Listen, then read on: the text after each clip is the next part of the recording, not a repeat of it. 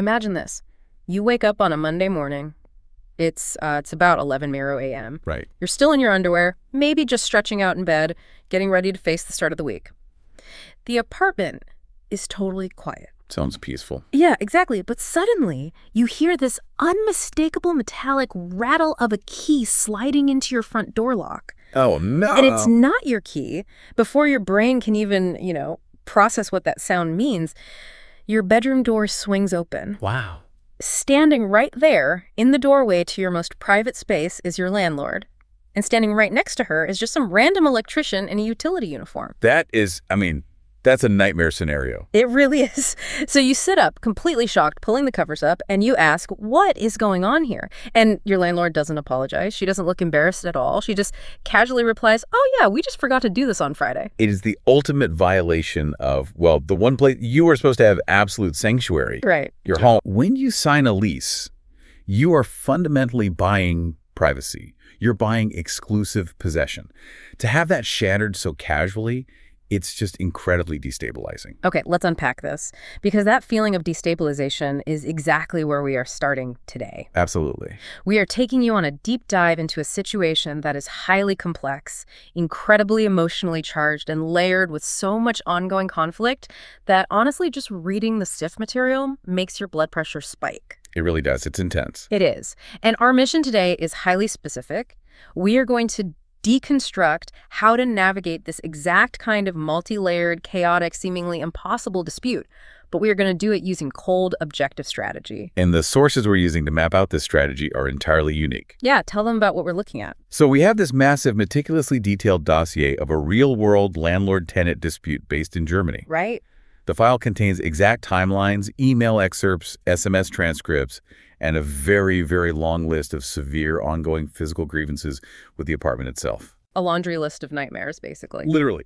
But crucially, and this is what makes our analysis today so fascinating, the sources also include the raw output of several different advanced AI models. Which is just wild to me. It is. These models, including versions of Claude, ChatGPT, and Gemini, were fed this exact, highly emotional human dossier. And they were asked to generate a comprehensive legal and strategic battle plan.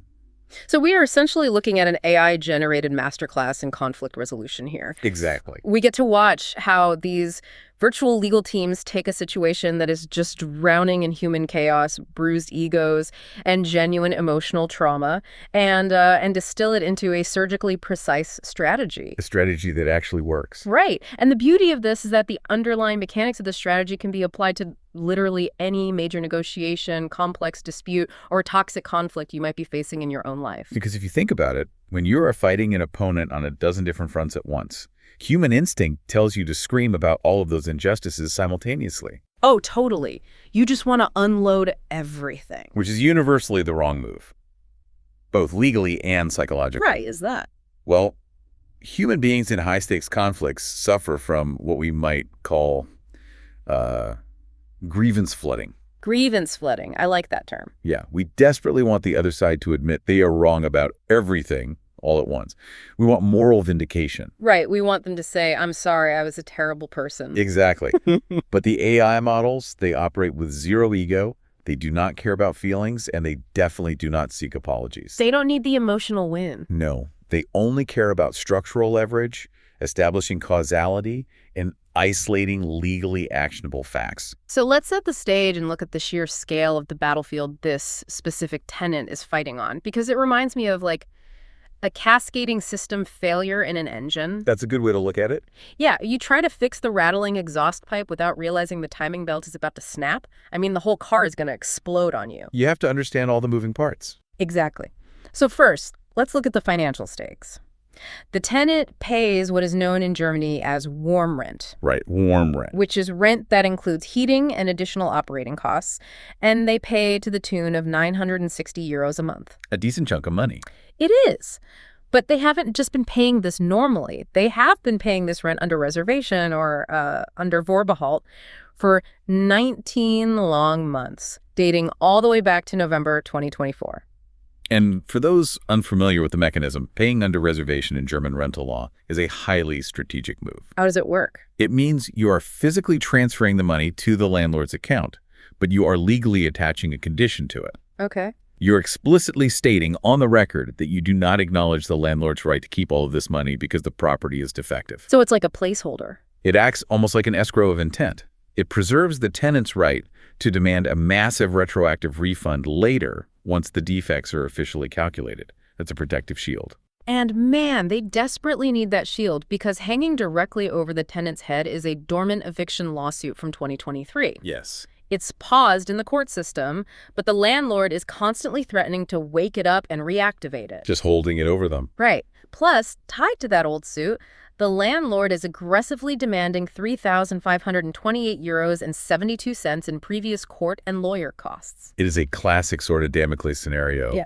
The landlord is actively weaponizing the threat of losing the physical home to suppress the tenant's complaints about the actual deteriorating condition of that home. It's pure intimidation. Exactly. It's an intimidation tactic designed to force the tenant to drop that Untervorbehold status. So let's talk about those conditions, because the tenant has a formalized list of 11 under-reservation reasons. The 11 plagues, basically. The 11 plagues. We are talking about a severely leaky roof that has been cultivating visible mold since July 2022. Yeah, and we are talking about 2 separate toilets where the automated motion sensors are broken, the lighting fixtures are broken, and incredibly, there are literally no manual light switches installed on the walls to turn them on. I mean, a windowless bathroom without a functioning light source is not just a nuisance. Legally, it is a fundamental defect. Because you can't even see anything. Exactly. It renders a portion of the rented property unfit for its contractual use. You have to be able to use the bathroom. Take it a step further. The tenant is also enduring massive ongoing noise and heavy structural vibrations from a neighboring mega construction site called the Zeit Aerial. Which is a project expected to grind on for years, right? Years. There are physical damages left behind inside the apartment by a construction company called Kiesel. There's this bizarre situation where the tenant lost their own business website because of a questionable withholding of a rent overpayment, leading directly to their online insolvency. Just a mess. Add to that a missing handrail on a staircase and front doors that completely fail the DIN 4108-7 standards. And for context, DIN 41087 is the strict German structural requirement for an airtight building envelope. So what happens if a door fails that? Failing that standard means the doors are highly drafty. They let in cold air, noise, moisture, which, if you think about it, directly compounds the mold and heating issues. Oh, right, because the heat just escapes and the damp comes in. Exactly. It's a cascading physical failure of the space. So the apartment is drafty, noisy, moldy, and dark. And the landlord's response to this physical reality is essentially psychological warfare. Very much so. The source dossier shows the landlord flat out denying the mold even exists. She claims 3 separate companies came in, inspected the space, and found absolutely nothing. Gaslighting, basically. Total gaslighting. She sends these aggressive text messages accusing the tenant of suffering from mold paranoia and literal delusions. And then she tries to spin the narrative by accusing the tenant of being hostile just because they keep insisting the mold is real. It's exhausting just hearing about it.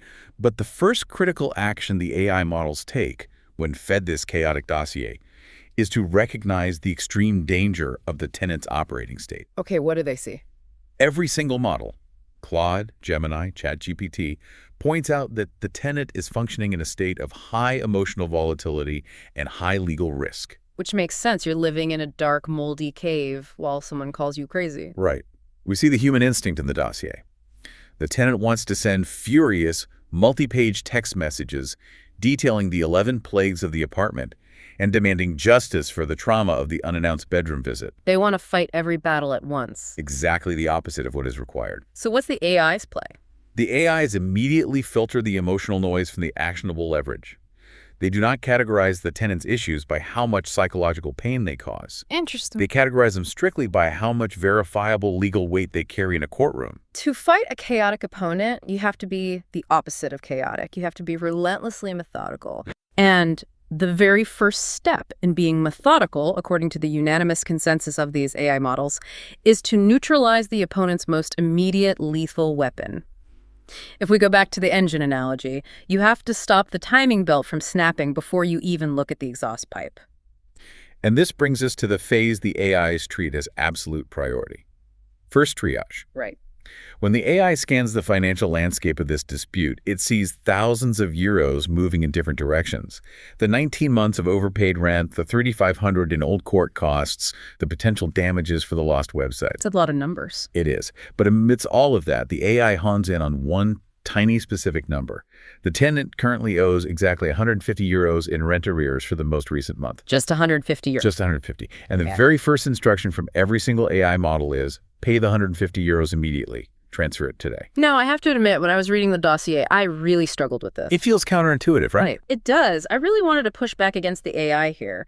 Let's look at the balance of justice. The landlord owes this tenant a working roof, a space free of toxic mold, basic functional lighting in the bathroom, and fundamentally violated their personal dignity by walking in on them in their underwear. True. And the AI is telling the tenant that the very first thing they must do is reach into their own wallet and hand this landlord more money. Oh. It feels like rewarding bad behavior. Isn't paying that 150 euros a form of submission? That is the universal human reaction. We equate withholding money with holding on to our power. Right, like a protest. Exactly. But if we analyze the underlying mechanism of German property law, we see why the AI is absolutely correct. We have to separate moral justice from tactical survival. Okay, walk me through it. In German rental law, rent arrears are the absolute fastest, most lethal path to a fristlos Kündigung. An immediate, notice-free eviction. Yes. The law is highly protective of tenants in Germany generally, but the one line you cannot cross is failing to pay the agreed base rent. And they crossed it for that month. Right. Now, remember the dormant eviction lawsuit from 2023? The one hanging over their head. Yes, because that lawsuit is already sitting in the court system, merely paused. The landlord doesn't even have to start a new, lengthy eviction process. Oh, wow. Owing even that tiny 150 euros gives the landlord the exact legal ammunition they need to file a motion, wake that old lawsuit up, stand before a judge, and say, Your Honor, the tenant is in arrears again. The trust is permanently broken. I want the apartment back today. Wait, so the 150 euros isn't just a debt. It's the trigger to a loaded gun the landlord is holding to the tenant's head. That is the precise mechanism. Okay, that changes everything. The AI points out the difference between submission and what we can call strategic compliance. The models advise paying the 150, but crucially, paying it under Vorbehalt, under reservation, just like the rest of the rent. You just add the note to the transfer? You annotate the bank transfer with those specific words. So you aren't admitting you actually owe it. You aren't dropping your demand to get it refunded later. No, you are simply buying your safety. You are surgically removing the landlord's ability to execute a surprise eviction. Because you can't fight a war if you don't have a base. Exactly. You cannot launch a successful, complex legal offensive regarding mold and contract law if your belongings are being thrown onto the street over 150 euro technicality. The AI secures the base of operations first. Okay, that clarifies the mechanism beautifully. You neutralize the immediate existential threat. So the 150 euros is paid, the timing belt is secured, the threat of losing the physical apartment tomorrow is gone. Step 1 complete. But the tenant is still living in a space where the landlord possesses a key and has proven they will use it. So how does the AI secure the perimeter? Let's dive deep into the timeline of the underwear incident, because the sequence of events here reveals exactly how the AI analyzes causality versus how a human analyzes trauma. The timeline is everything here. Because a judge doesn't care how you felt. A judge cares what happened and in what order. Right. So Thursday, May 4th, 2023. At 7:58 a.m., the landlord emails the tenant asking if an electrician can come on Friday at 11:00 a.m. to read the electricity meter. Okay. The tenant receives this, agrees, stays home, and lets them in on Friday morning. Everything is fine.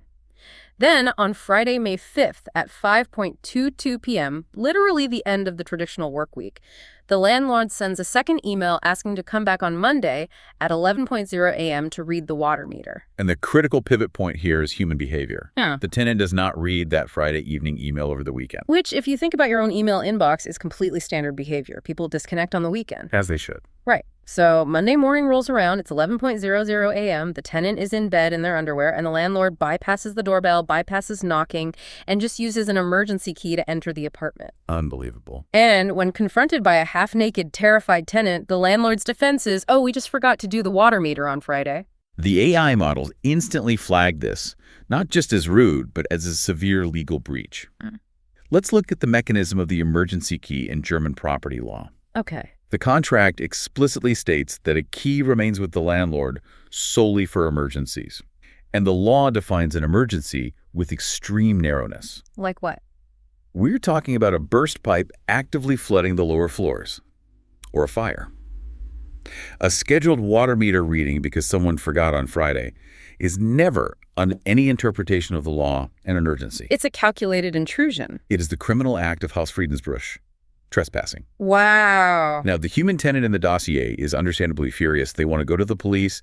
They want to file criminal charges for the psychological distress of the incident. They want the landlord punished by the state. Which feels completely justified. So what does this all mean for the AI? If a crime was committed, why doesn't the AI suggest calling the police?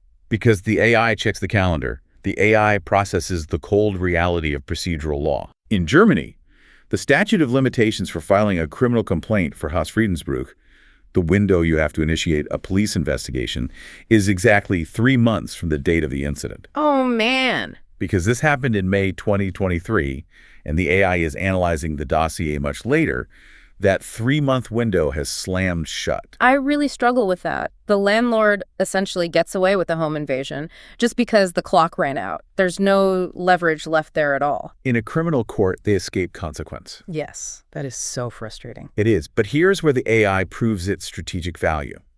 It doesn't throw the incident away just because the criminal avenue is closed. Yeah. It repurposes the expired crime for civil leverage. Okay, how so? The AI points out that while the state will no longer prosecute the trespass, the act itself remains a massive, documented breach of the civil rental contract and a violation of the tenant's personal rights. But how do you weaponize an expired crime in a civil context? You use it to establish absolute boundary control moving forward. The AI strategy dictates that the tenant must immediately demand the physical return of that emergency key. The landlord proved they cannot be trusted with the privilege of holding it, so that privilege is formally revoked based on their documented breach. Makes sense. Furthermore, the AI advises the tenant that they have the absolute legal right to completely change the locks on the apartment doors today. At their own expense, I assume? Yes, at their own expense, and they must keep the original lock cylinder to reinstall when they eventually move out. But by changing the lock, they take physical control of their sanctuary. They literally lock the landlord out. Yes, but the AI doesn't stop at physical security. It creates a legal force field. The AI instructs the tenant to demand a signed Unterlassungserklärung. A cease and desist declaration. Precisely. You demand the landlord sign a formal, legally binding document stating they will never enter the apartment again without express, written, and confirmed permission from the tenant, barring a literal fire or flood. And if they do? If the landlord violates that signed agreement, even once, there is an automatic, heavy financial penalty written into the document. That is brilliant. It takes all the lingering heat and trauma of feeling violated, and instead of wasting energy screaming about it, it converts that energy into a legally binding, impenetrable shield. Exactly. It's about looking forward, not backward. So the base of operations is secure. The €150 neutralize the eviction, and the new locks and the cease and desist neutralize the trespassing. The perimeter is safe. Now, the AI pivots inward. The models turn their analytical focus to the physical decay happening inside the walls of the apartment. This brings us to the core of the grievance list. The 11 items the tenant has been citing to justify paying rent under reservation. Right, the plagues. The AI performs a ruthless triage on this list, sorting the grievances not by how annoying they are, but by their evidentiary strength and their likelihood of success before a judge. Let's break down how the AI evaluates this evidence. Take the leaky roof that has been causing visible mold since July 2022. The AI categorizes this as Tier 1. Yeah. Incredibly strong. Because it's obvious. Because black mold is a recognized health hazard and a fundamental structural defect. If its presence is proven, and if it is proven to stem from the building's exterior like a bad roof and not the tenant's failure to ventilate, it justifies a massive retroactive rent reduction. Like how much? We are talking anywhere from 20% to 50% of the rent, depending on the severity and the rooms affected. Wow. Okay. And what about the bathrooms?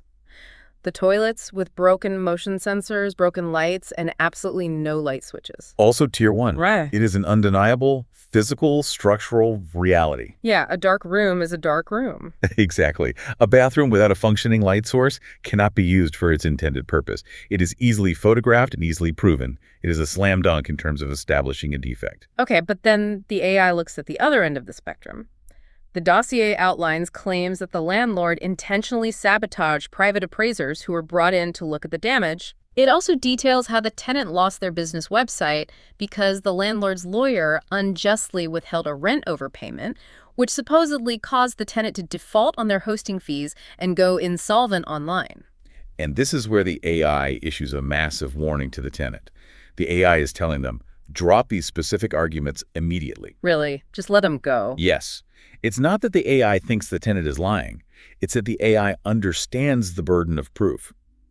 Proving intentional malicious sabotage of a third-party appraiser requires a paper trail or hostile witness testimony that is nearly impossible to secure without subpoenas. And the website. Proving a direct legal chain of causality between a withheld rent payment and the specific failure of a commercial website is a legal quagmire. Why is it so hard? You'd have to prove to a judge that the withheld rent was the only possible money you had, that you couldn't have secured alternative funding, and you'd have to prove the exact lost revenue of that specific website downtime. That sounds like a nightmare to calculate.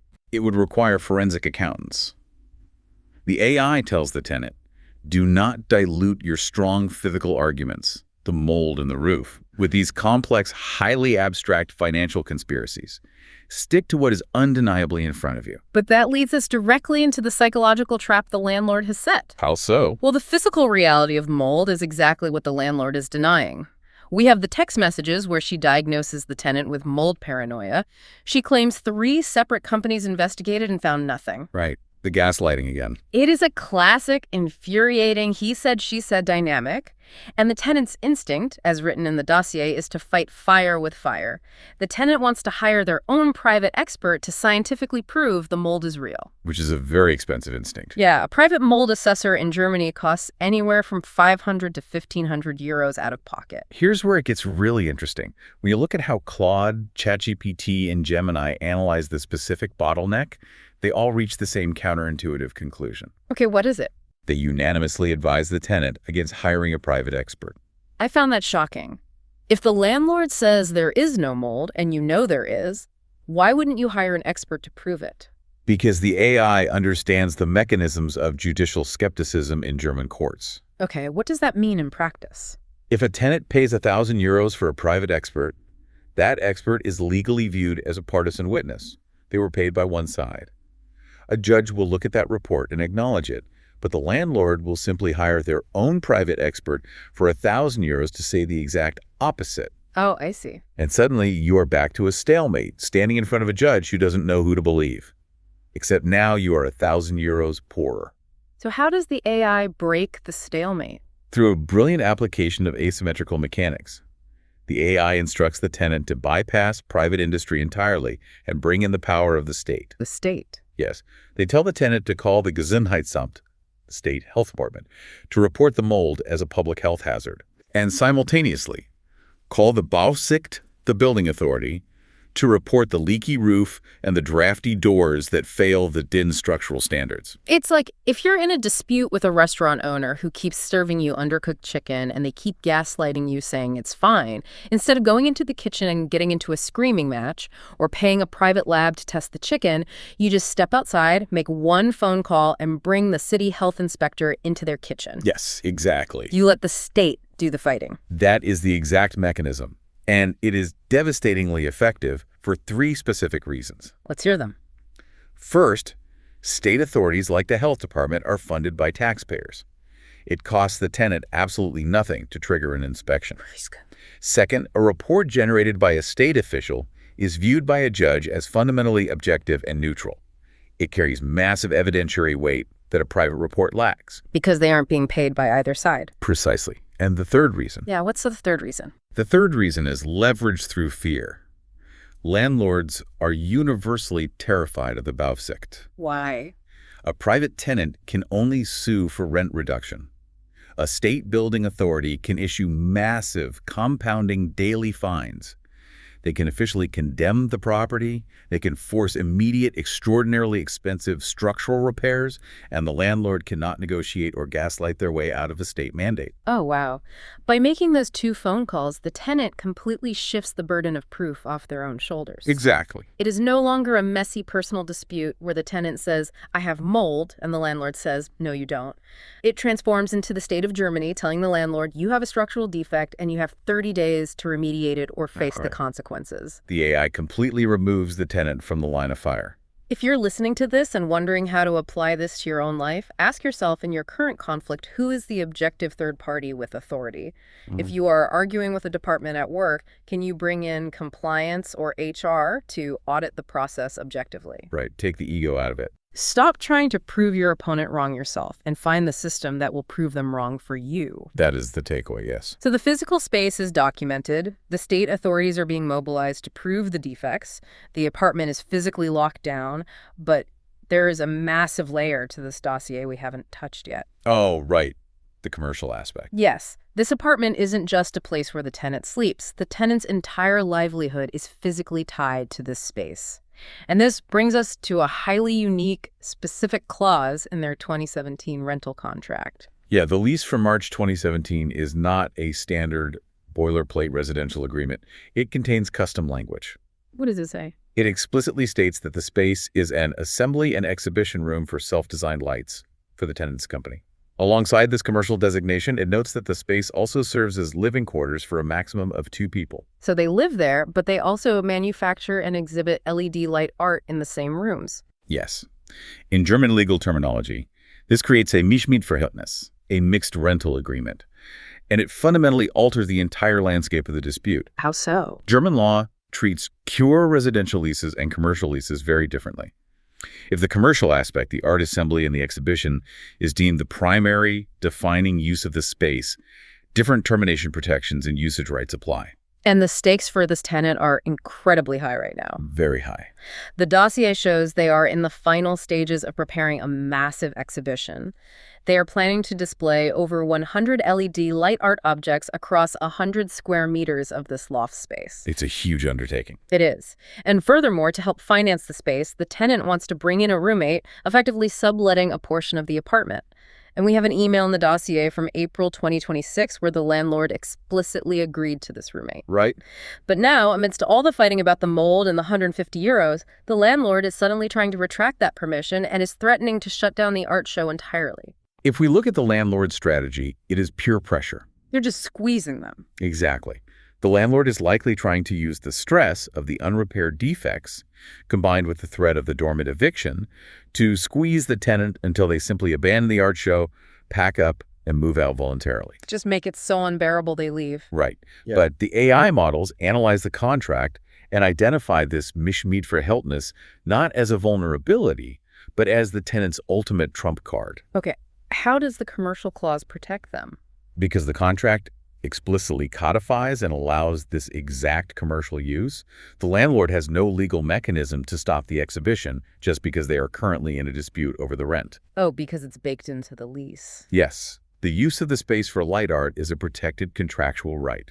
Furthermore, the AI points out a fundamental rule of contract law regarding the roommate. The April 2026 email. Right. An explicit email approval for a sublet is legally binding. A landlord cannot simply change their mind a month later to use it as leverage in an unrelated dispute over mold. They would need a massive, legally justifiable reason to revoke permission, which they do not possess. It's deeply ironic when you look at it. The landlord is trying to use the miserable physical conditions and the threat of eviction to destroy the tenant's business and shut down the art show.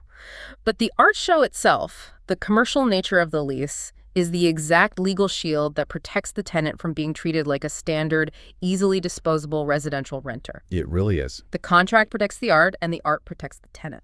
It creates a beautifully closed loop of legal defense. Let's pause and look at the architecture of the sense the AI has built up to this point. Okay, let's recap it. They gathered the scattered puzzle pieces. They secured the €150 payment to disarm the immediate eviction threat. They repurposed the expired trespassing incident into a signed declaration of absolute physical privacy. The lock change and the cease and desist. Right. Then they initiated asymmetrical warfare by bringing in the health and building authorities to objectively prove the mold. And finally, they solidified the ironclad mixed-use lease to protect the commercial art show. They have built an impenetrable fortress around the tenant. The tenant is technically safe, but they're still living in a war zone. Yeah, the conflict isn't over. The landlord still hates them, the roof still leaks, and the court costs are still hanging out there. So how does the AI actually end the war without dragging this through a 5-year soul-crushing court battle? This is where the AI models truly differentiate themselves from a human emotional response. If you look at the human tenant's notes in the dossier, they're outlining a scorched earth legal campaign. They want blood. Exactly. They want to launch 7 different lawsuits. They want to sue for retroactive rent reduction, sue for health damages caused by the mold, sue for the financial loss of the website, sue for the trespassing trauma, and fight the court costs. Which would cost an absolute fortune in upfront legal fees, take years to resolve in the German court system, and consume every waking hour of the tenant's life with stress. It's a Pyrrhic victory. You might win, but you destroy yourself in the process. Precisely. And every single AI model unanimously advises against going to court. So what's the alternative? Instead, they draft a master settlement. The frick life. They advise taking all of this accumulated complex leverage and distilling into a single clean mathematical equation that terminates the conflict permanently. They call it a null-off-null losing, a 0-to-0 solution. Let's work out the math on this 0-to-0 deal, because understanding how the AI balances these scales is the key to the whole strategy. Let's look at the tenant side of the ledger first. What exact leverage are they bringing to the bargaining table? Well, the tenant has been paying their €960 rent under reservation for 19 months. If the state authorities confirm the mold and the lack of lighting, a judge would likely grant a conservative 20% to 25% retroactive rent reduction. If we do the math, that means the landlord legally owes the tenant a cash refund of roughly €3,600 to €4,500. Okay, so the tenant is holding a theoretical winning ticket for roughly €4,000. Plus, if they really wanted to push it, they could potentially demand civil damages for the trespassing, maybe another €1,000 to €1,500. Go. So the tenant's leverage is a threat to extract €5,000 to €6,000 directly from the landlord's bank account. Correct. Now look at the landlord's side of the ledger. What are they holding over the tenant? They are holding that aggressive demand for €3,528.72 in old court and lawyer costs from the 2023 eviction suit. Exactly. You have the tenant threatening to extract roughly $4,000 to $5,000, and you have the landlord demanding roughly $3,500. The AI looks at these two competing piles of theoretical money and proposes the 0-to-0 deal. It proposes mutually canceling out the debts. Wait, so if the tenant drops their demand and the landlord drops theirs, neither side actually transfers any liquid cash. So how does the actual contract work on paper? The settlement is drafted like this. The tenant formally and permanently drops the demand for the retroactive rent refunds. Okay. They wipe the slate clean on the 19 months of overpayment, sacrificing that potential cash. They also formally drop any civil claims regarding the trespassing incident. In exchange for what? In direct exchange, the landlord formally wipes out the €3,528 debt for the old court costs. But the deal isn't just about the money. Right, there are still physical problems. Exactly. The settlement contract also legally requires the landlord to permanently withdraw the dormant eviction suit from the court system. It mandates that the landlord agrees to a hard, legally binding deadline, for instance, December 31st, 2026, to fully remediate the roof, the mold, and the drafty doors with automatic financial penalties if the deadline is missed. That's huge. And finally, it requires the landlord's formal written signature guaranteeing no interference with the sublet and the LED art exhibition. Here's where it gets really interesting to me. It is stunning when you lay it out like that. Yeah. The AI strips all the ego, all the trauma, and all the yelling out of the room. It turns a multi-year emotional nightmare into a simple accounting maneuver. The tenant gets their physical apartment fixed, their art show legally protected, their roommate approved, and the terrifying threat of eviction permanently destroyed. And they achieve all of this without having to pay the €3,500 they allegedly owe. And if we connect this to the broader psychology of negotiation, we have to ask a crucial question. Why would a hostile, gaslighting landlord actually agree to sign this? Honestly, my first guess is just because they don't want to get sued. It's deeper than that. The AI understands a fundamental, almost universal truth about property owners. Landlords possess an extreme aversion to paying out liquid cash. I can see that. Writing a physical check to a tenant, watching money leave your bank account to go to someone they dislike, feels like a massive visceral defeat. It triggers intense loss aversion. So, by phrasing the settlement as a mutual waiver of debts, a zero-to-zero solution, the landlord never has to experience the pain of writing a check. Exactly. They don't have to transfer 4,000 euros to the tenant. They just have to go into their spreadsheet and delete a debt the tenant owed them. Which feels entirely different mentally. Psychologically, canceling a debt is infinitely easier for a human ego to accept than handing over cash. Even though functionally, the outcome is exactly the same. Yeah. It gives the landlord a golden bridge to retreat across. Right. They can sign the paper, secure in the knowledge that the tenant won't sue them, and they can walk away telling themselves, well, at least I didn't have to give them any of my actual money. It allows the opponent to save face while giving the tenant exactly what they need to survive. Yeah. But having the perfect mathematical deal on paper is only half the battle. Delivering that deal, getting a hostile landlord to actually read it, process it, and sign it without triggering another screaming match requires a very specific tone and a highly calculated execution. Which brings us to the final phase of the AI strategy, the language of legal de-escalation. Yes. The AI models are incredibly prescriptive about how the tenant must communicate moving forward. They write the letters for them, basically. They provide explicit line-by-line instructions on drafting the escalation letters, and their absolute #1 rule is strict vocabulary control. What are the rules? They explicitly warn the tenant, do not, under any circumstances, use words like lies, sabotage, delusions, or trauma in any official correspondence. But I keep going back to the tenant's reality here. Those words feel entirely accurate to the human living in that apartment. They are accurate to their experience, sure. The landlord did lie about the mold companies. The landlord did send texts diagnosing them with delusions. The tenant was genuinely traumatized by waking up to an intruder. Why can't they put that truth on paper? Because the AI forces the tenant to remember who the ultimate audience for these letters might be. The judge. Yes, the audience is not just the landlord. The audience is potentially a judge if the settlement fails. The AIs explain that emotional, accusatory language makes you look like a volatile, aggressive, unreliable narrator to a neutral third party. You look like part of the problem. Exactly. If a judge reads a letter packed with the word liar and trauma, they don't see a victim. They see a messy, two-sided personal dispute, and they become exhausted by it. But if they read a letter packed only with objective dates and facts, they see a clear, undeniable breach of contract. So the AI acts as a translator. It takes the very real human anger and rewrites it. It translates hot emotion into cold, objective legalese.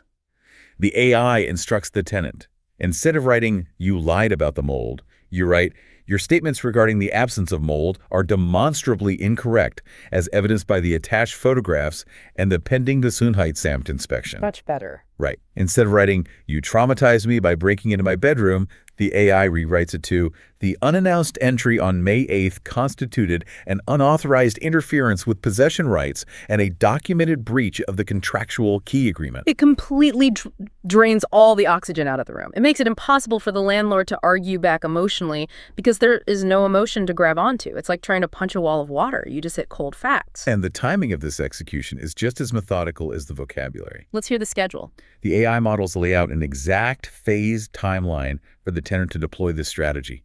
Days 1 to 2. Do absolutely nothing but archive. Screenshot every hostile text message. Save every contradictory email. Take timestamp photographs of the black mold, the broken toilets, the drafty doors. Gather the ammo. Do not communicate with the landlord at all. Just quietly gather your ammunition. Secure the evidence while the enemy thinks you are passive. Then, days 3 to 5. Send the formal defect letter. This is a cold, objective list of the 11 plagues. This letter formally sets the hard, legally reasonable deadlines for repair and officially notifies the landlord of the intent to involve state authorities if the deadlines are missed. Setting the trap. It establishes the legal groundwork, and then you wait. You let that letter sit on the landlord's desk. You let it generate pressure. You let the reality of potential Bausicht fine sink into their mind. You let them sweat. You let them realize they are completely trapped. Yes. And then finally, on days 11 to 14, when the pressure is at its absolute peak, you send the actual settlement offer, the 0-to-0 deal. Ah, I see the psychology there. You don't send the peace treaty at the exact same time you declare war. By following this staggered timeline, You show the landlord that you are methodically, coldly, and competently preparing for total legal war. You prove you have the evidence, you command the legal terminology, and you have the state authorities waiting in the wings. They see you're not messing around. Exactly. The landlord realizes they are completely cornered. And right at the exact moment they realize how incredibly expensive and painful this is going to get for them, you slide the settlement offer across the table. And it looks amazing by comparison. Suddenly, this mutual waiver of debts doesn't look like a compromise. It looks like a lifeboat. If you are listening to this right now, I want you to reflect on a recent conflict in your own life.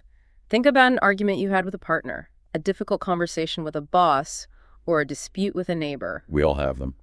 How often do we let those arguments drag on for months or even years because we are entirely focused on making the other person admit they are a bad person?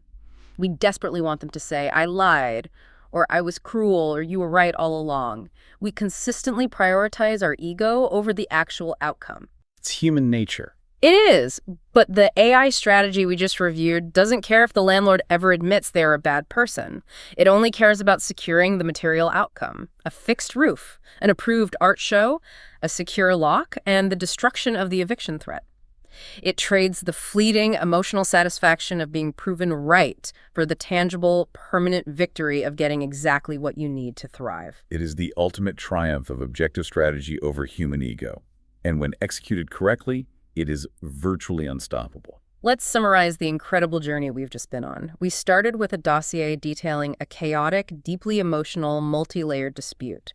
A tenant waking up to an intruder in their bedroom, fighting respiratory issues from mold, dealing with dark bathrooms, facing a €3,500 debt, and risking the complete shutdown of their business and art exhibition. A total mess. It was a separation perfectly designed to make a human being snap and make terrible reactionary decisions. And through the analytical lens of multiple AI models, we watch that overwhelming chaos get systematically deconstructed. Step by step. The immediate existential threat of eviction was neutralized with a calculated, emotionally difficult €150 payment.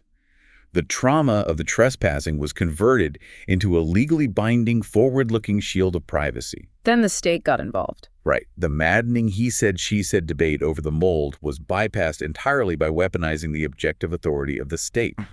And the complex commercial lease was leveraged to legally protect the tenant's livelihood and art show. And finally, all of those meticulously arranged cold puzzle pieces were brought together into a surgically precise 0-to-0 legal settlement, a deal that secures the tenant's home, mandates repairs, and protects their future, all without setting foot inside a courtroom or paying exorbitant legal fees. It is a profound reminder that the fundamental principles of conflict resolution apply to almost any arena. Secure your evidence objectively before you speak.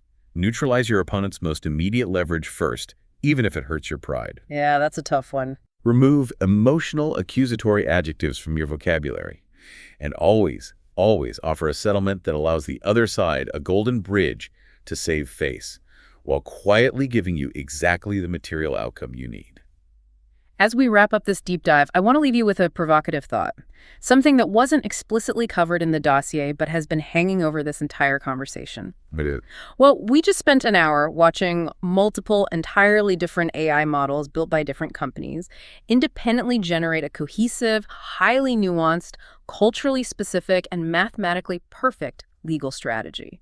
A strategy that, frankly, rivals or perhaps even exceeds the initial instincts of a human attorney who might easily get caught up in the emotional narrative of their stressed client. The level of synthesis, the ability to weave abstract legal precedent with raw human psychology, is breathtaking. So if an algorithm can do this today, based on nothing but a messy stack of angry emails and text messages, how long until the justice system itself is primarily navigated by algorithms? That is a big question. How long until small claims courts or complex landlord-tenant disputes are adjudicated entirely by AI mediators? Will the high-powered lawyers of the future be litigators passionately arguing in a courtroom, or will they simply be highly specialized AI prompt engineers feeding the right evidentiary documents into a machine to generate the perfect, inescapable settlement? The landscape of justice and how we access it is shifting fundamentally beneath our feet. It really is. It's something to seriously ponder the next time you find yourself entering a dispute. So the next time you wake up on a Monday morning in your underwear to find a completely unexpected problem standing right in your bedroom, take a breath. Don't react. Archive the moment, neutralize the immediate threat, and remember, No matter how chaotic the conflict feels, it can always be reduced to a solvable equation. Thanks for joining us on this deep